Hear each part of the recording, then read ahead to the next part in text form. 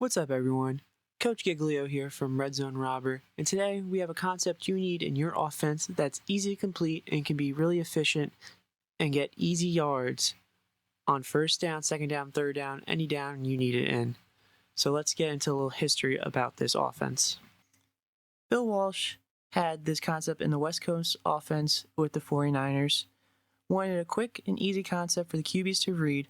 The original play, however, as you see in this diagram, obviously right here, it had the tight end or the Y run a 5-yard out instead of a stick route where he sits, and the fullback gets to the flat. And you can see here, though, it causes this triangle effect where it stretches this Sam where he has to choose between these two routes and also stretches defense vertically, so this corner has to respect this vertical route. And then at Valdosta State, Mike Leach and Hal Mummy, creators of the air raid offense, revamped this concept. And you can see now it's like the original stick. You have our Y here, and he sticks and then has time to go out if he needs to. And the Sam has to choose where he wants to go, and this Mike has to come late.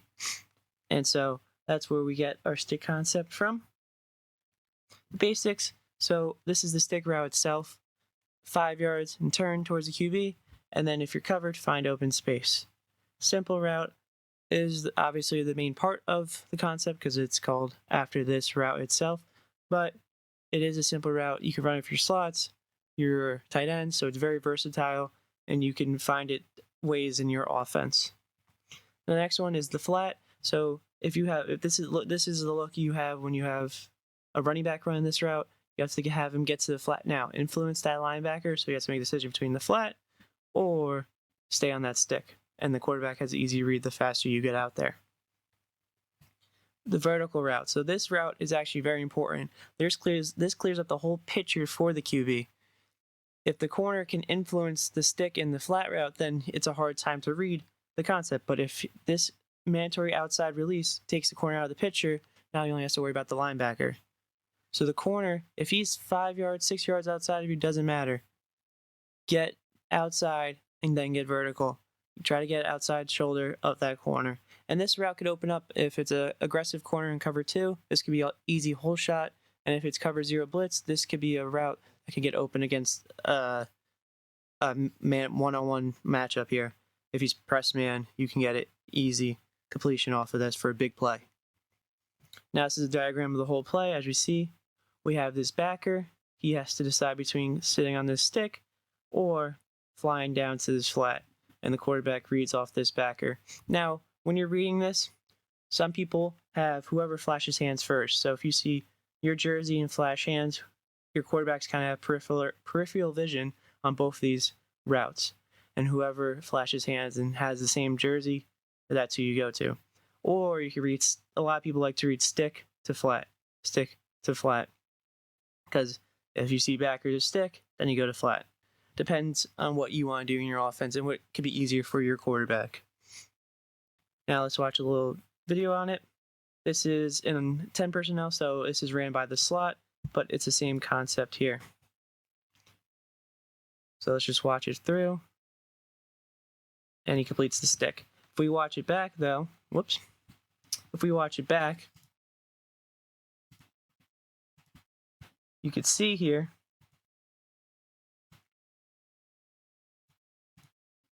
the linebacker takes one step outside, and now this opens up. This route wasn't even an amazing route, but it influenced this linebacker just enough to take one step outside, opens up, easy completion, get upfield, get yards. That's one of the most important parts. Now we're watching the QB's angle. You can see what the QB sees from this angle. Now, well, you can kind of see the linebacker here. Right there. He steps outside, opens up for easy completion. Now, we're going to go over real quick in trips. So in trips, instead of a running back coming out of the flat, you have your F here. So if you're in air raid terminology, that'd be your F. And the backer has to basically choose between these two routes. And now he either has the stick or he has to run to the F with the 5-yard bender flat. And same thing by the Z. Has to release outside to clear up this whole picture. Now we're going to watch it in trips here. So same thing. And what I like, which is kind of interesting, they try to influence this back even more to get to the flat, because you watch his running back, he gets to the flat too. They motion him over and get to the flat. So they have 2 flat routes here, which I think is interesting. Kind of almost flooding the field. But if you watch here, boom. Now, the defense is, it looks like a match 3 because they have 3 high defenders. And they have a flat and then a hook seam player here. This is where the safety is rolling down to be this hook seam player. The linebacker steps to the flat, and the safety, he plays, if you watch, he plays at 10 yards. Yeah, he's at 10 yards deep. So this safety doesn't have time. If he backpedals at all, which he doesn't actually, he steps forward. So, which is funny. But if you're at 10 yards deep, you're never getting to the stick route in time. He gets it and he tried to get upfield, but it was a good tackle by the safety. But if you see, easy completion, wide open. And this safety did a good job of closing. And obviously, if this is 1st and 10, you'll take that any day. 5 yards on 1st down is beautiful. So, flying down, and he made an easy completion there. Now, this is stuff you can run on the backside of stick. So when you have 2 more receivers on the other side. When you're in twins, or if you have a tight end and a receiver on the other side running the route, you have 2 receivers on the other side. So this is just stuff I drew up for you guys. So if you have a lot of cover 3, like we saw in the last example, you can run dagger. Dagger's a good concept. You hit the seam. If this linebacker flies out to the flat now, you hit the seam now. And then, but if he doesn't, if he sits on the seam and flies back with the seam, then you have this dig route coming underneath. So you have the option where you just got to read that linebacker. If he flies back with that seam, you have the dagger, or dig route, I should say, happening right underneath him. If he flies out to the flat, then you have the seam route open. Smash, cover 2 concept. You have a 5-yard hitch, 8-yard corner. This is the whole shot in between the corner and safety and corner. If the corner sits on the hitch, that corner route is wide open for an easy hole shot. And then if the corner flies back to the corner route, then the hitch is open. Another one you can do a screen. I love bubble screens. The outside guy takes most dangerous. This guy takes the bubble and gets outside or reads off his butt, wherever he takes the most dangerous guy. The most dangerous could be the corner, the safety, or linebacker. But these are things, you could do whatever you want on your backside. Just fit it into your offense. But these are things that I like to do or have seen ran backside of stick. You also do double slants. That's probably the most common. Double slants or double hitches are the most common things you can do in backside of stick.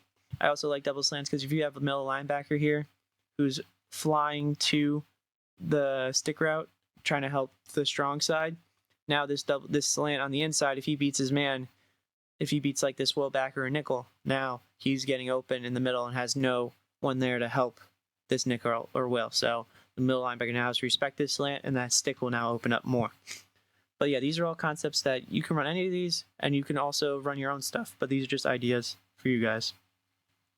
Next thing, if you have trips on the stick side, now these are ideas with a running back and halfback. You could do similar to the bubble motion. You can actually motion him. This influences linebackers to shift, and then you have the stick more open because it's an easier read.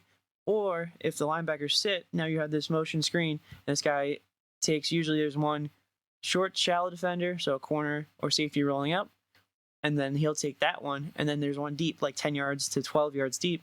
Now this guy just has to be a guy who's 10, 12 yards deep, and that can work out in your favor a lot of times in offenses. Next one, slant angle, similar to our double slants. It's getting into the same spots, but this time I think this even affects the middle linebacker more because he's getting right now to that middle of the field, and usually the middle linebacker in college and high school has the running back in more responsibilities than usual. But this can really get you open on against also man. It's a good man beater too, if going against a lot of man. Smash, same thing. This is instead of a burst corner, this is getting to 3 yards, 8 yards, and then getting to that whole shot. The running back's also getting to the flat, so it's influencing that corner. If the corner sits down on that flat route, you have the corner route. If he flies back to the corner route, then you have the flat route. Last one I have here is slant arrow. So if you have right here, you have the slant obviously from the outside, and then from the running back you have this arrow route. Now the arrow route causes rubbing like a pick play, and the defenders kind of bump into each. It could cause a bump into each other, so this could be a very good goal line play. And if you're running stick in the goal line, this could be your backside read because stick's also good in the goal line. So this can be like almost like a goal line play too if you're in a spread in your goal line, depending on what you run. Now a variation that I like is stick and nod. So you have this Y here. Especially if this guy's finding space more towards the outside, then you have him stem outside and then come upfield now. Everyone else is running the same. You can have your F, Z. This is just different examples. You can have this with a tight end. You can have this with twins and a tight end. Yeah, you can do whatever you want. This is just the example I have right now in trips. Like I said, you can make this into your offense however you want. So here's a little cut up of it. So this is actually ran by a tight end here. But if you watch, boom, sets up outside, and then finds the space in the middle of the safety and corner. So if we watch, though, this linebacker knows when he sees him push outside, he knows this looks like Antoine Whitfield, he knows he has him outside, and then he knows he has the middle to help safety. So if he sees anything vertical, then he comes off of it. He tries to cover it, but his eyes are on the quarterback because he's in zone and not on the man. So if we watch, stems him outside, sets him up, and then finds a vertical. Now, if you're in cover 2, you want to get towards more in the middle of the field. And if they're in cover 3, if you see, this is exactly where you want to put it. And this is actually a very good ball by Dak. Puts it right where he has to put it, high and away from the safety, and then the corner doesn't have time to get there. Puts it more on a line so the corner can't get there. Now, I want you guys to be creative on this. Comment down below any ideas you have when running stick. Also, you go over RPOs. You have the RPO counter and stick. Whatever ideas you have, let's see it in the comment section. And like I said, be creative. You guys put this in your offense. Put this where you want and how you want. Like I said, you can make trick plays off of it, RPO off of it, and whatever you guys want to do. All right? So I'll talk to you guys later. Peace.